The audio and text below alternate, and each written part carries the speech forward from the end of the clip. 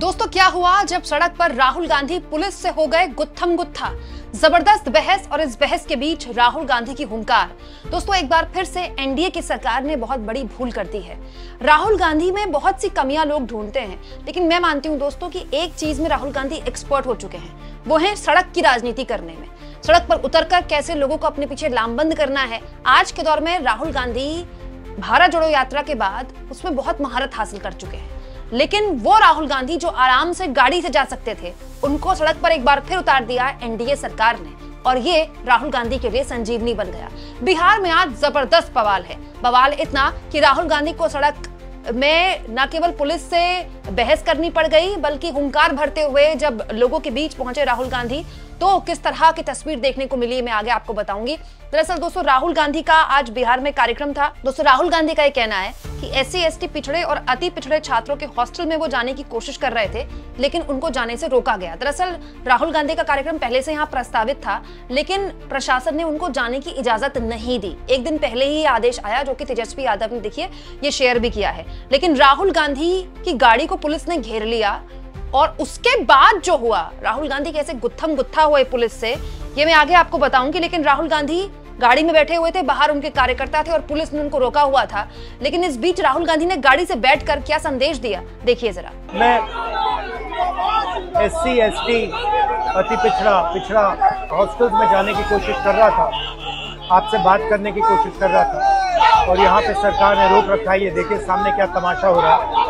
Gate खोलिए मेरे राहुल जी को बाहर निकलने दीजिए। वहाँ नहीं जा रहे, और कहीं जा रहे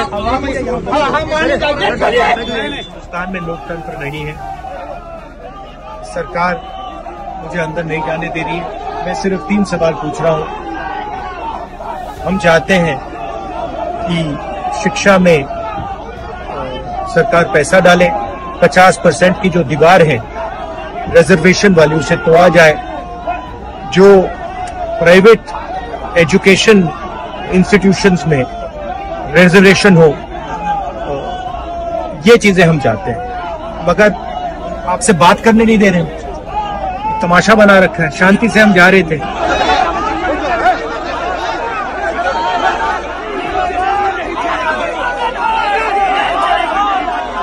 चाहते हैं कि मैं आपसे ना मिलूं, आपकी जो मांगे हैं वो ना उठाऊं, मगर रोका नहीं जा सकता। दोस्तों राहुल गांधी ने गाड़ी से संदेश दिया, लेकिन उनको आगे जाने की इजाजत नहीं मिली, तो राहुल गांधी ने गाड़ी वहीं छोड़ी और तमतमाते हुए पैदल निकल गए। जब राहुल गांधी पैदल निकले तो स्थानीय प्रशासन और पुलिस के हाथ पांव फूल गए।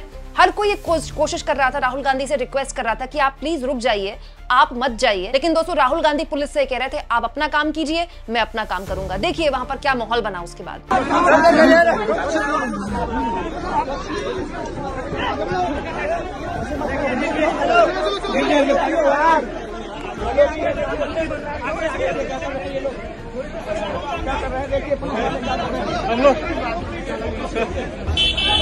आपको अपना काम करना है, मुझे अपना करना है। आप करो अपना काम, आप करो, आप काम करो। रोको, स्टॉप में। आप मजाक कर रहे हो हमसे। पहले आपने गेट रोका, first you try to block us inside, then now you're taking us somewhere else. This is nonsense. ये लोकतंत्र देश है, ये मतलब ये कोई डिक्टेटरशिप नहीं है। तो आप अगर आपने 144 लगाया तो ये सब लोग ना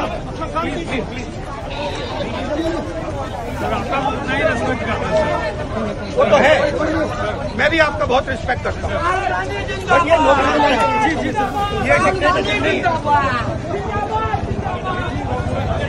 मैंने कमिटमेंट दी है, लड़कों के मैं आ रहा हूँ।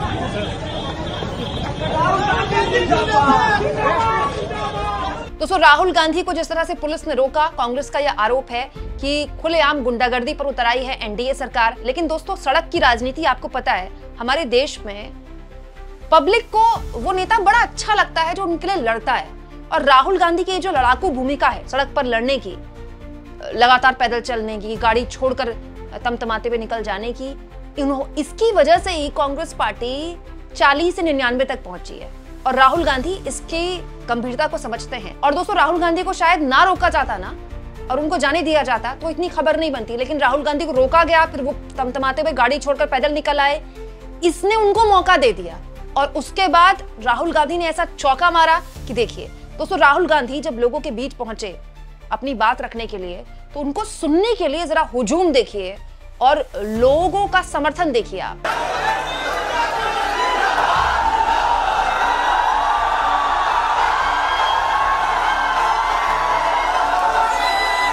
दोस्तों इसके बाद राहुल गांधी ने यहाँ पर वही बात रखी जो वो लगातार दोहरा रहे हैं। दरअसल ये पूरा का पूरा कार्यक्रम SC ST OBC छात्रों का एक तरह से सम्मेलन था।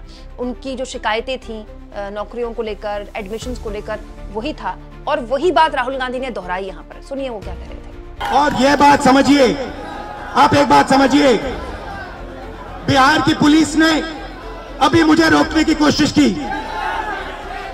रोक नहीं पाई। पता है क्यों नहीं रोक पाई? नहीं, इसलिए नहीं रोक पाई क्योंकि आपकी शक्ति मेरे पीछे है। आपकी शक्ति मेरे पीछे है, इसीलिए कोई, दुनिया की कोई शक्ति उसको रोक नहीं सकती है। हमने कहा, हमने नरेंद्र मोदी से कहा, पार्लियामेंट में कहा, तुम्हें जाति जनगणना करना पड़ेगा। हमने उससे कहा कि तुम्हें संविधान को यहां माथे पर लगाना पड़ेगा। नरेंद्र मोदी जी ने आपके दबाव से डरकर जाति जनगणना हिंदुस्तान में घोषित किया है और मैं पीछे के रास्ते से आपके यहां आ गया। देखिए, दलित, पिछड़ा वर्ग, अति पिछड़ा वर्ग, आदिवासी वर्ग, आपके खिलाफ इस देश में 24 घंटा अत्याचार होता है। आपको दबाया जाता है, आपको शिक्षा के सिस्टम में रोका जाता है, आपके खिलाफ पेपर लीक किया जाता है और आपके करियर को रोकने के लिए, खत्म करने के लिए किया जाता है। हमने 3 मांगे की हैं। सबसे पहले जाति जनगणना, सही तरीके का जाति जनगणना जो हमने तेलंगाना में किया। दूसरी बात, कानून, हिंदुस्तान का कानून है कि प्राइवेट कॉलेजेस और यूनिवर्सिटीज में आरक्षण होना चाहिए और ना नरेंद्र मोदी ना बिहार की सरकार उस कानून को लागू कर रही है। इसीलिए हम उन पर दबाव डालेंगे और जब तक, मैं बता रहा हूं, जैसे मैं यहां आया हूं ना, रोक नहीं पाए, वैसे ही नहीं रोक पाएंगे जब तक इन्होंने प्राइवेट इंस्टीट्यूशंस में रिजर्वेशन नहीं किया, तब तक हम आगे बढ़ते जाएंगे, लड़ते जाएंगे।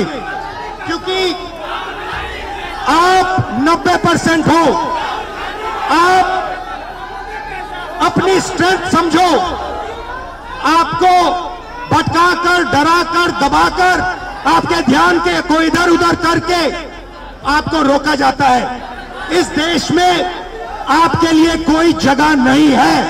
90% के लिए इस देश में कोई रास्ता नहीं है। आप ब्यूरोक्रेसी को देखो, सीनियर ब्यूरोक्रेसी में आपके कितने लोग? 0। आप कॉर्पोरेट इंडिया को देखो, कॉर्पोरेट इंडिया में आपके कितने लोग? 0। आप हाई कोर्ट्स देखो, आपके कितने लोग? 0। आप एजुकेशन सिस्टम के मालिकों को देखो, मेडिकल सिस्टम के मालिकों को देखो, आपके लोग कितने? 0। मगर मनरेगा की लिस्ट निकालो, आपके लोगों से भरी हुई है। मजदूरों की लिस्ट निकालो, आपके लोगों से भरी हुई है। सारे के सारे कॉन्ट्रैक्ट्स, सारा का सारा धन 5-10% के हाथ में जाता है और आपको उल्टी सीधी बात बताकर आपके ध्यान को इधर उधर कर दिया जाता है। आपको एक साथ खड़ा होना है और 3 मांगे हैं। पहली मांग जाति जनगणना, दूसरी मांग प्राइवेट इंस्टीट्यूशंस में, प्राइवेट स्कूल और कॉलेजेस में रिजर्वेशन, अति पिछड़ा का, ओबीसी का, दलित का, आदिवासी का। तीसरी बात, SC ST सब प्लान, जो आपका पैसा है, जो आपको नहीं दिया जाता है, आपको वो दिया जाना चाहिए। ये 3 चीजें कहने में आपसे आया था।